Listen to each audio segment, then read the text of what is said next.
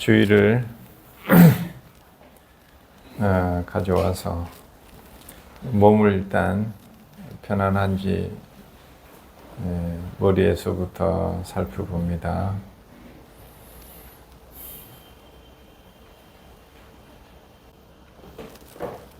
머리, 그다음에 목, 가슴도 열어주고 허리, 다리 살짝 움직이면서 온몸이 편안하구나 라는 것을 느끼고,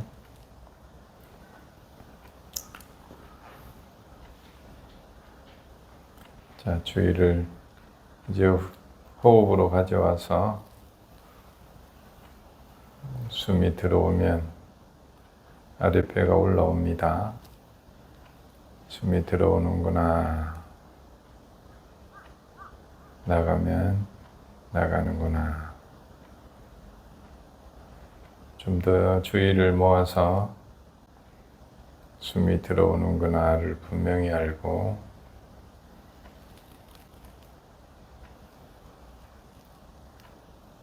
나가면 나가는구나 라고 분명히 합니다.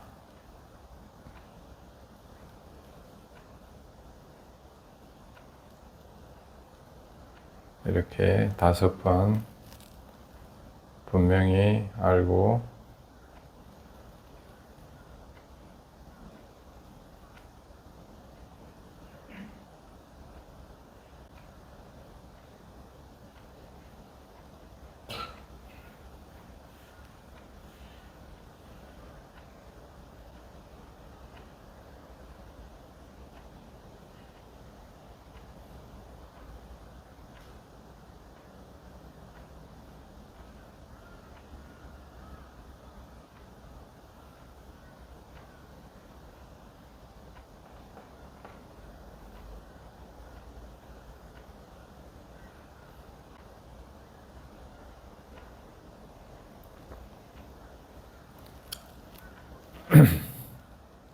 자, 이제 몸을 좀 더 자연스럽게 움직이면서 몸도 편안하고 정신은 지금 여기에 깨어 있구나 라고 하는 것을 느끼면서, 자, 서서히 눈을 뜹니다.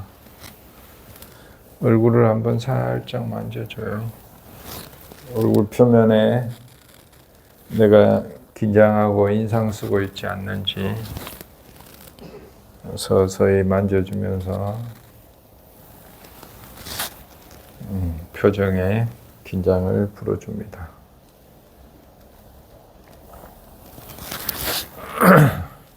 또 가슴에도 마음이 아픈 게 이제 심장에 직결된다고 해요. 심장을 좀 편안하게 쓰다듬어주고, 또 스트레스가 오면 위가, 우리 한 사람이 제일 많이 영향 미치는 게 위래요. 위. 그래서 위를 손으로 편안하도록, 이 편안한 느낌이, 편안한 마음이 몸에도 편안해지도록,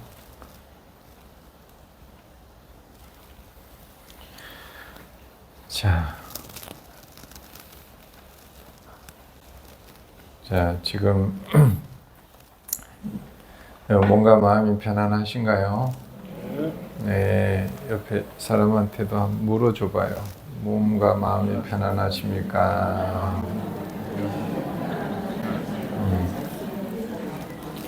네, 나 자신도 이렇게 몸과 마음이 편안하게 하려면 이제 이렇게 하면 몸과 마음이 내가 편안해집니다. 그렇죠? 네. 그래서 내가 이제 심신이 좀 편안해지고 싶어 그러면 지금처럼 이렇게 하면 내 몸과 마음이 편안해지는 거죠. 그래서 요거를 꼭 기억을 해야 된대요. 뭔가 마음이 편안하다는 게 어떤 느낌인지 지금 기억할 수 있어요? 기억할 수 있어요? 네. 그러면 이제 우리가 몸과 마음이 힘들 때 이렇게 해서 편안한 곳을 우리가 알고 있어야 된다는 거지. 그래서 우리가 힘들 때 어디 토구를 생각하기도 하고 어디 저 멀리에 어떤 편안한 곳을 생각할 수 있잖아요. 근데 그곳에 가서 편안해지는 게 아니라 힘들 때 지금 금방 한 것처럼 몸을 편안하게 하고 정신을 이제 호흡으로 가져와서 들이쉬면 들이쉬는구나 라고 분명히 알아차리고 내쉬면 내쉬는구나 라고 분명히 알아차리고 이렇게 또렷하게 분명히 알아차리는 순간이 이제 번뇌에서 확실하게 분리되는 순간이래요. 스트레스에서 그 확실하게 분리되는 게 지금 들숨이구나 날숨이구나 라고 분명하게 알아차리는 것이 우리가 괴로움으로부터 확실하게 분리되는 것이다. 자, 따라 해봐요. 숨이 들어오면 들숨이구나. 또 숨이 나갈 때는 날숨이구나. 또 숨이 가만히 보면 숨이 급하게 들어올 때, 확 들어올 때는 숨이 짧구나. 숨이 급하게 들어오는구나. 이렇게 해봐요. 숨이 급하게 들어오는구나. 숨이 급하게 들어오는구나. 그럼 또 숨이 급하게 나가는구나. 숨이 급하게 나가는구나. 그래서 부처님이 우리한테 알려준 심신이 가장 안정되는 그 방법이 얼른 숨으로 주의를 가져오고 숨이 우리가 긴장할 때 숨이 막 헐떡헐떡 하잖아요. 그러면 숨이 급하게 들어오는구나, 급하게 나가는구나. 여기다가 정신을 집중하래. 그러면 이게 우리의 어찌 보면 피난처인 거죠. 스트레스 받고 불안하고 두렵고 화가 날 때 주의를 어디로 가져가라고요? 안전한 곳으로 우리가 어디 휴양처를 생각하듯이 어디 어디 저쪽에 어디 편안한 곳을 생각하듯이 얼른 어디로 가라고? 호흡으로 돌아가라. 그곳이 우리의 휴식처이다. 우리를 보호해주는 곳이고 스트레스로부터 우리가 분리되는 곳이다. 그래서 그곳을 우리가 알고 있으면 우리가 힘들 때 얼른 그곳에 가서 쉴 수 있다는 거지. 이제 어딘지 아시겠죠? 지금처럼 먼저 몸을 편안하게 하고 몸이 편안한지 스스로가 확인을 해야 돼. 지금 몸이 편안한가요? 편안해요? 불편하면 자세를 바꾸면 돼요. 편안한 자세로. 그래서 몸을 먼저 확인하고 그 다음에 마음은 주의를 번뇌와 같이 있으면 우리는 불편해져요. 우리가 왜 불편하냐? 번뇌와 함께 있기 때문에 불편해요. 그러면 번뇌로부터 어디로 와야 편해져요? 호흡으로 오라고. 그래서 호흡으로 오려면 어떻게 오냐? 주의를 우리는 옮길 수 있는 능력이 있어요. 관심을 옮길 수 있어요. 저쪽에 관심이 있는데 이쪽으로 관심을 옮길 수 있는 능력이 우리한테 있다는 거라 이제. 그러면 주의를 어디로 가져가 관심을? 호흡으로. 근데 대충 해가지고는 안 온다 이 말이라 이제.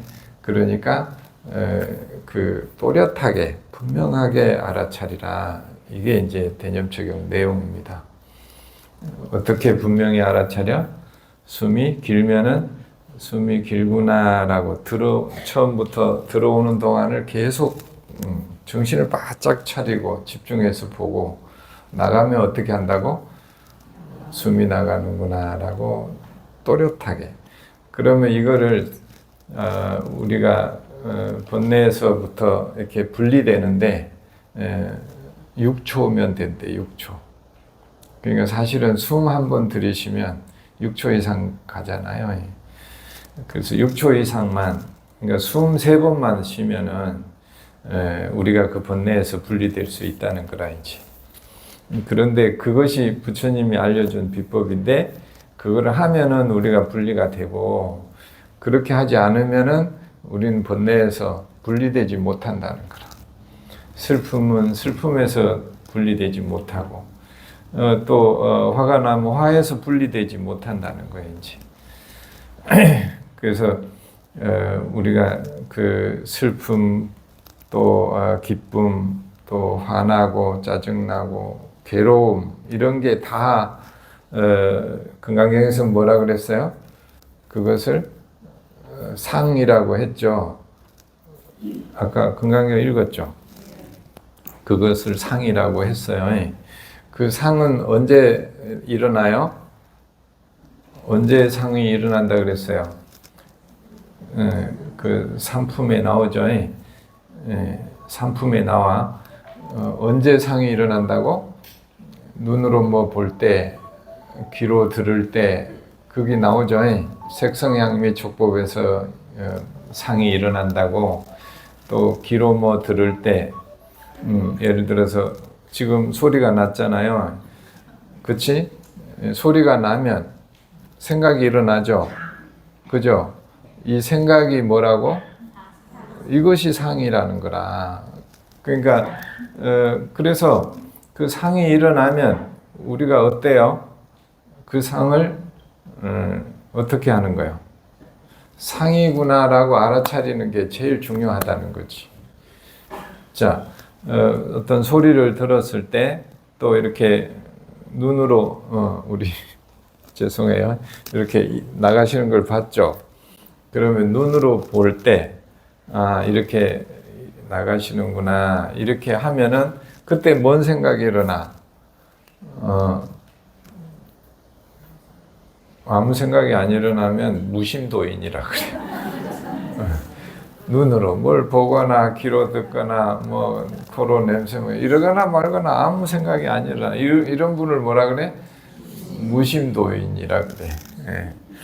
그런데 우리는 마음이 일어나기 마련이라. 우리는 돌이나 나무가 아니기 때문에 마음은 당연히 일어나. 그런데 일어날 때 일어나는 것이 뭐라고 알아차려야 된다고? 상이 일어나는구나. 이렇게. 자, 따라해봐. 상이 일어나는구나. 그래요. 상이 일어났어. 그러면 그 상을 이제 우리가 어떻게 하는가가 금강경에서 뭐라 그랬어요? 그 상을 뭐하라 그랬어요? 뭐하라 그랬지? 상이 일어나면 상을 잡지 말라고 그랬죠. 기억이 전혀 안 나시네. 좀 전에 읽었잖아요. 상을 취하지 말아라. 불취어상 그랬잖아요. 상을 취하지 말아라. 그러니까 이제 뭔 소리가 들렸어. 그러면 생각이 일어나기 마련이라. 그러면 그 생각의 상이단 말이요. 그 상을 어떻게 하라고? 상이 나타났구나. 일단 알아차리는 게 1번이고. 자, 해봐요. 상이 나타났구나. 그 다음에 그 상을 어떻게 하는가가 금강경에서 가르쳐 주는 거다는 거지. 근데 보통 우리가 뭐 예를 들어서 뭐 어디 조용해야 되는 곳에서 전화 벨 소리가 들렸다. 그러면 사람마다 다 다르게 상이 일어나요. 사람마다 다 다르게 일어나. 어떤 사람은 뭐라고 일어나? 뭐라고 일어났어 아까? 상이 일어나는 거 봤어요? 그거 보는 것이 오온을 비추어 보는 거고 상을 보는 거죠. 나한테 생각이 분명히 일어났는데 나 아무 생각 안 일어났어요. 그러면서 신경질을 막 내는 거라. 그거는 자기 상을 못 본다는 거지. 알아차리지를 못해. 이해가 되시죠? 그러니까 먼저 해야 될 것은 나한테 이런 마음이 일어나는구나를 먼저 보는 것.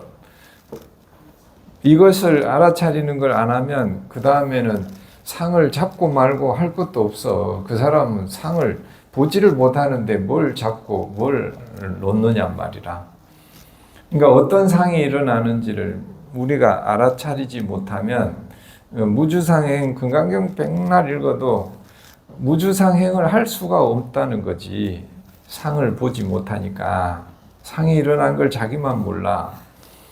그래서 소리가 들렸을 때 어떤 생각이 일어났는지 자기가 아는 사람 손 들어봐.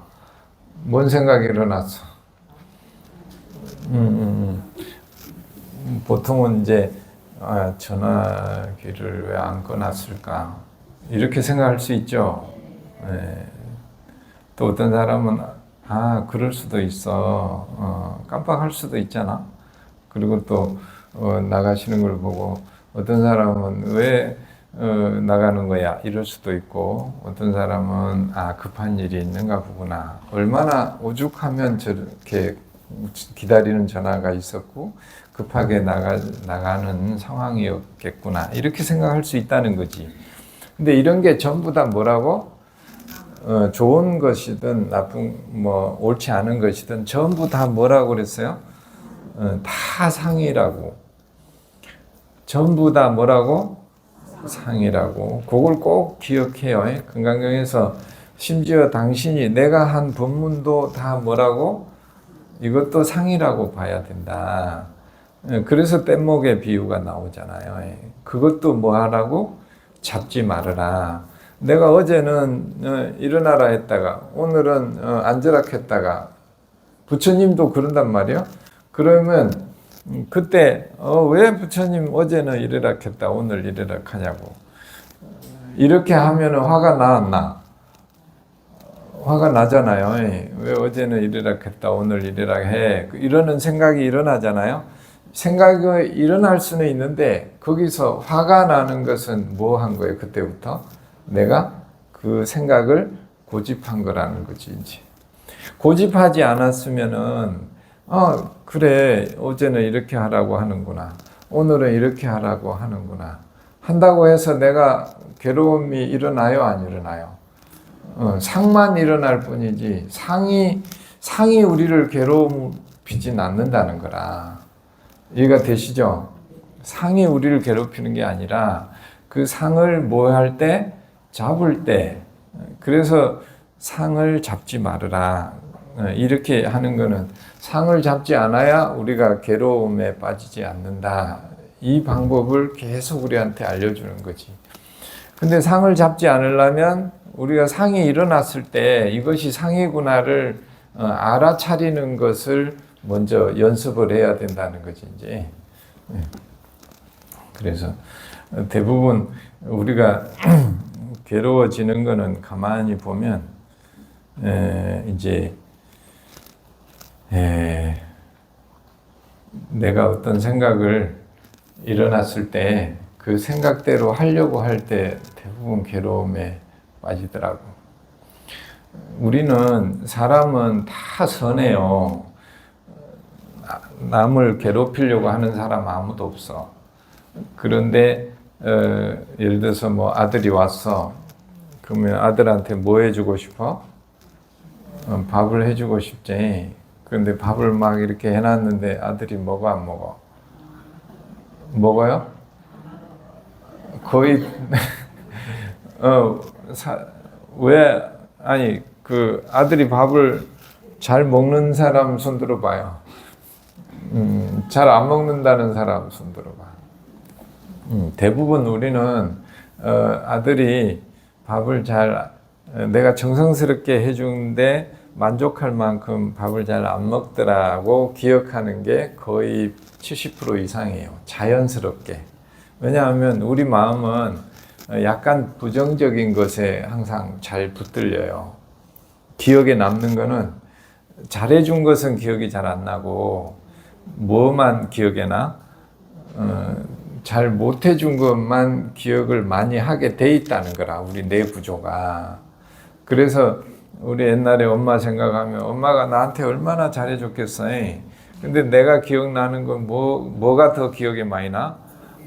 섭섭하게 했던 거, 이런 것이 기억에 더 남게 된대. 뇌 구조가. 근데 왜 그러냐? 그 사람이 나쁜 게 아니고, 우리는 목숨, 생명이잖아요. 생명이 태어나면 제일 중요한 게 뭐예요? 위험한 거, 위험한 거. 위험한 상황. 그러니까 인간은 생명이 있으면 자연히 위험했던 거, 내가 그 공격받았던 거, 내가 그렇게 혼났던 거, 이것이 90% 이상 기억할 수밖에 없어. 안 그러면 죽으니까. 근데 잘해줬던 거는 기억을 잘 못하는 생명 자체가 그래. 그러니까 그거는 잘못된 게 아니에요. 그런데 이제 그런 것들이 일어날 때 그것을 이제 그냥 정성스럽게 많이 준비한 만큼 아들이 기대가 그만큼 크잖아요. 그만큼 또 맛있게 먹어주지 않으면 어떻게 돼? 이제 내가 화가 나는 거지. 그거는 그 아들에게서 오는 화예요. 내가 내는 화예요. 내 안에서 일어나는 화죠. 내가 기대를 안 했으면은, 예를 들어서 뭐 지나가는 사람 아무나 해가지고 그 밥을 차려줬어. 근데 그 사람이 뭐 안 먹고 깨작깨작 하다 갔어. 그러면 화가 나 안 나? 덜 나죠. 덜 나. 나긴 나는데 덜 난단 말이지. 그러니까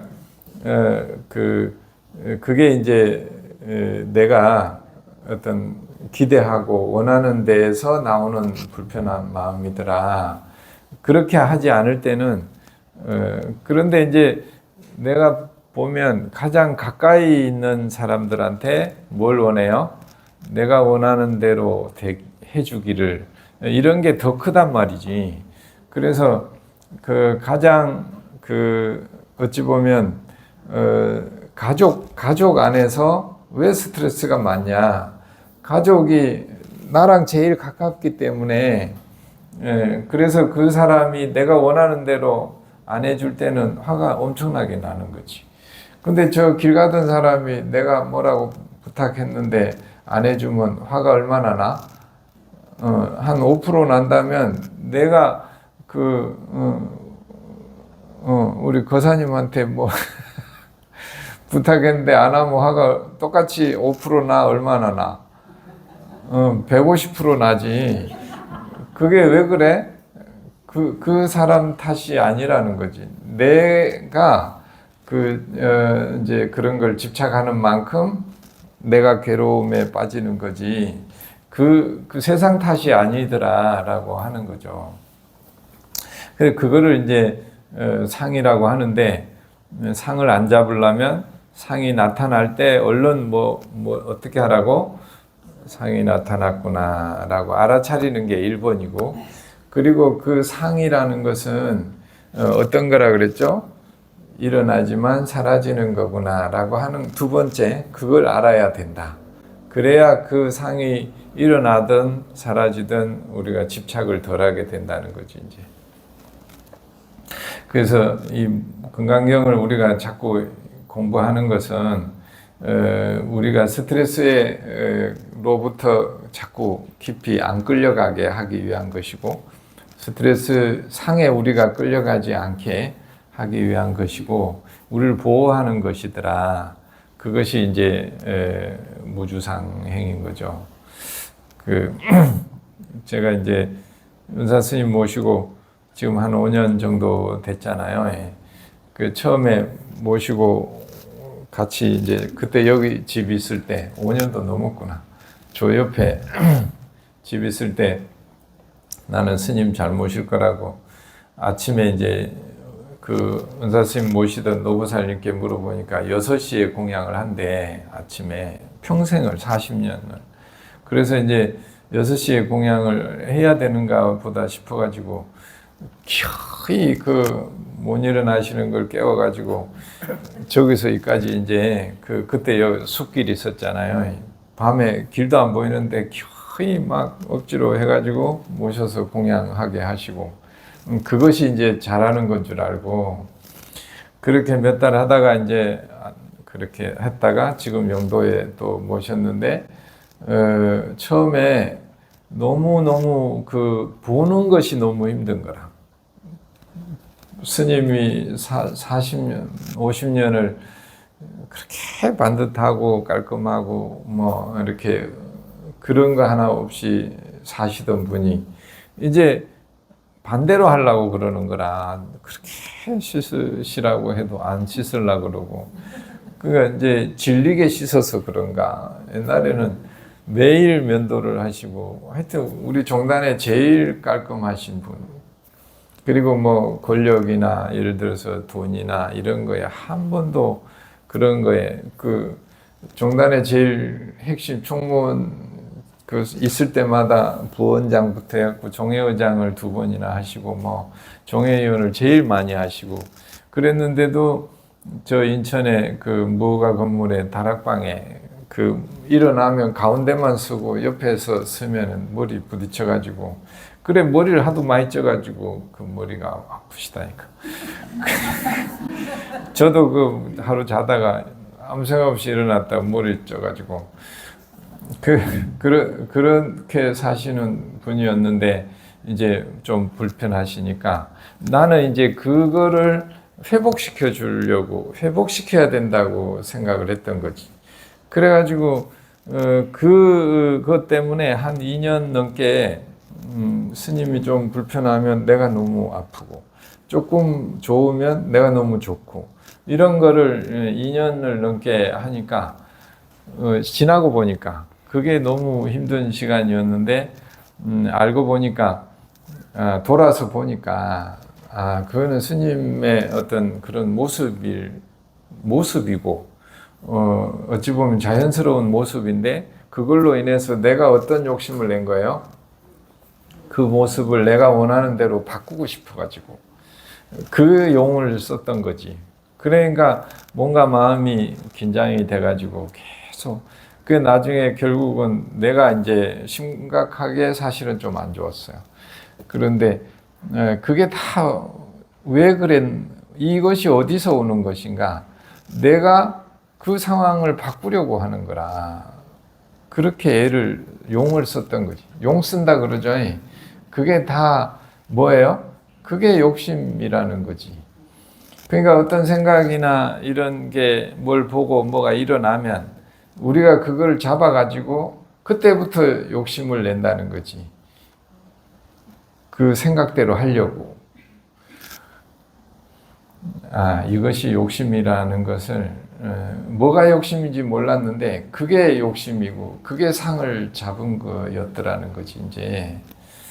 그래서 우리가 이제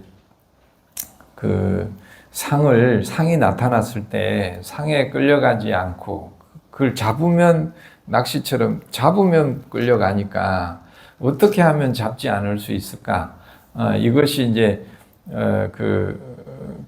이제 가나선이나 참선하는 이제 마음을 공부하는 쪽에서는 방식으로는 이 마음이 무엇이냐 이렇게 물어주는 거라 이제. 그 마음에서 그 상에서 짜증이 났어. 그러면 짜증이 나서 뭘 해버리면 주상행이 되잖아요. 상을 잡아서 한 것이 되잖아요. 근데 상이 왔을 때 뭐라고 상에다가 질문을 하는 거예요. 뭐라고? 이 상이 무엇이냐 이렇게. 또 이 상이 어디서 왔냐? 너 어디서 왔어? 이렇게 묻는 거라.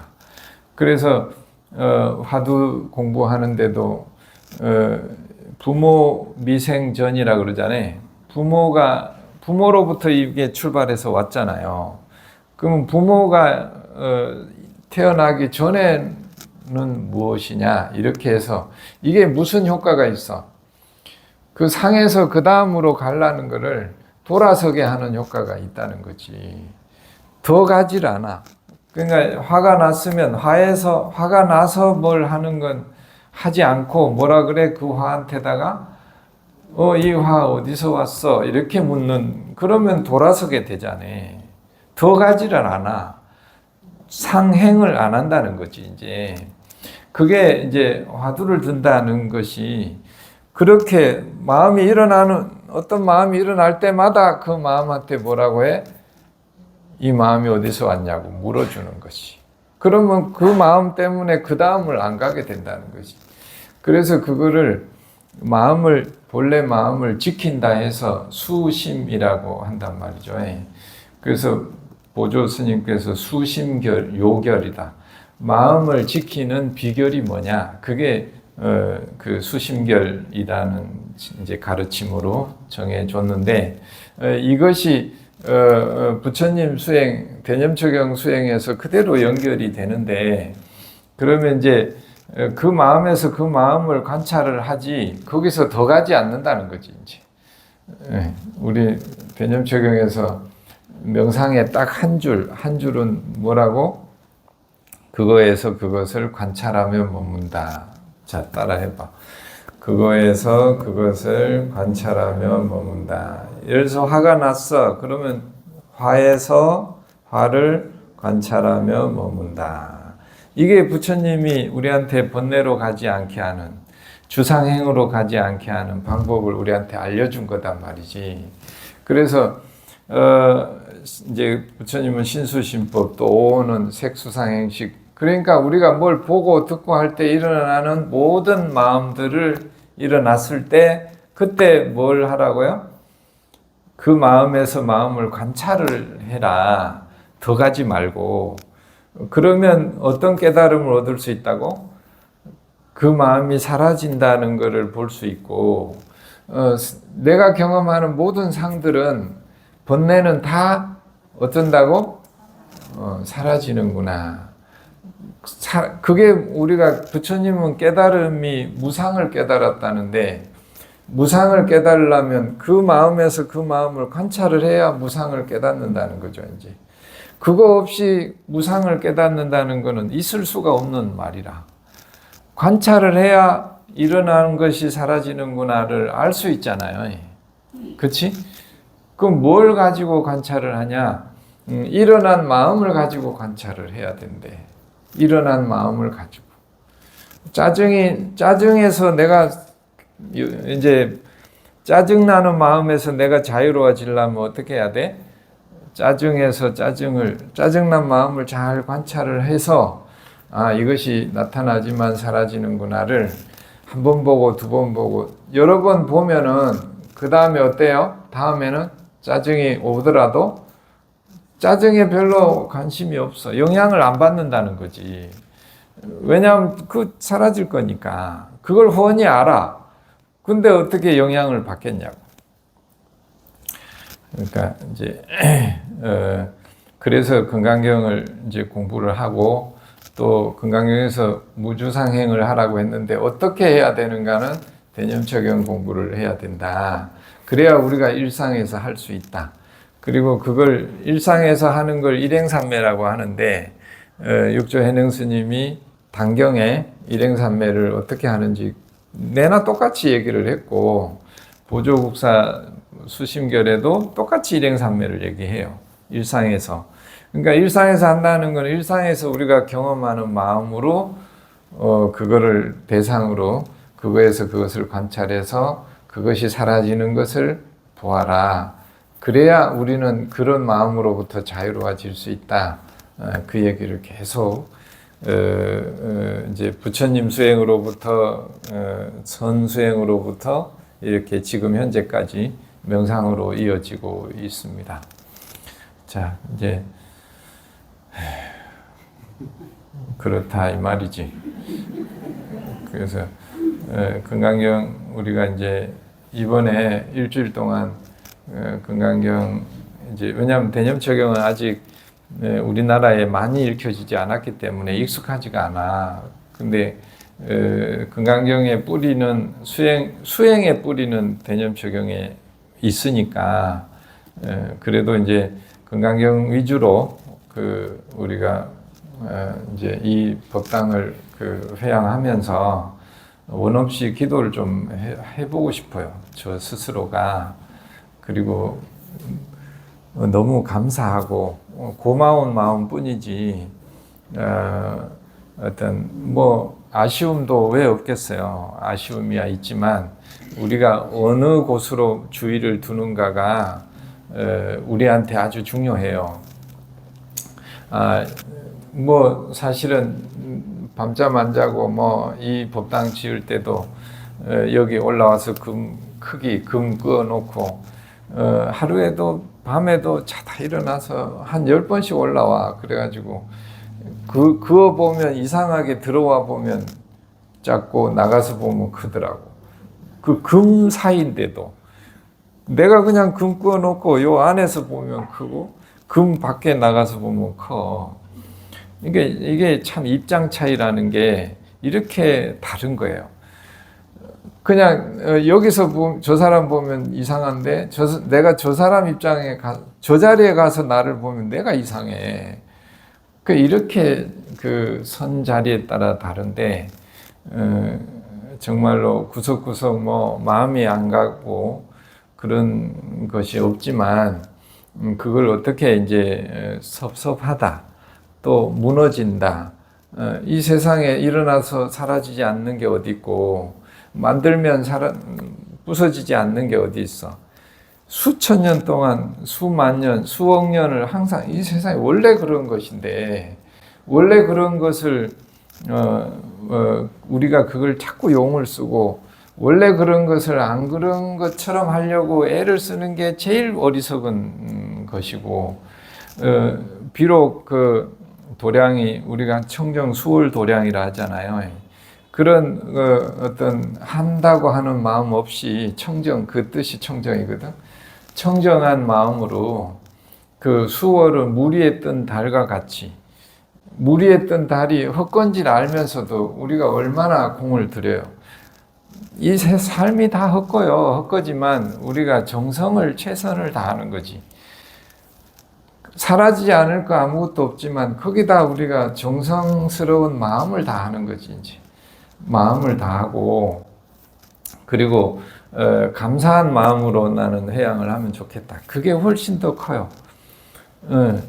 그 아쉬움이나 섭섭함이나 이런 것보다 아니 하루라도 이틀이라도 3일이라도 여기서 기도하고 수행하고 이렇게 했던 그 순간들이 훨씬 더 소중하고 감사하잖아요. 그런데 뭐가 섭섭하고 뭐가 아쉬울 게 있냐고. 마지막 인연이 되는 그 순간까지 너무 고맙고 감사한 마음으로 넘치게 그런 마음으로 이 도량을 잘 회양하면 좋겠다. 그래서 이제 그렇게 기도하고 여러분도 그런 마음으로 같이 회양을 잘 하면 좋겠습니다. 새로 가고 새로운 것은 천천히 해나가면 돼요. 항상 마무리를 잘 해야 돼. 마무리. 그래서 여기도 이제 우리도 이 생을 떠나잖아요. 이 생 떠날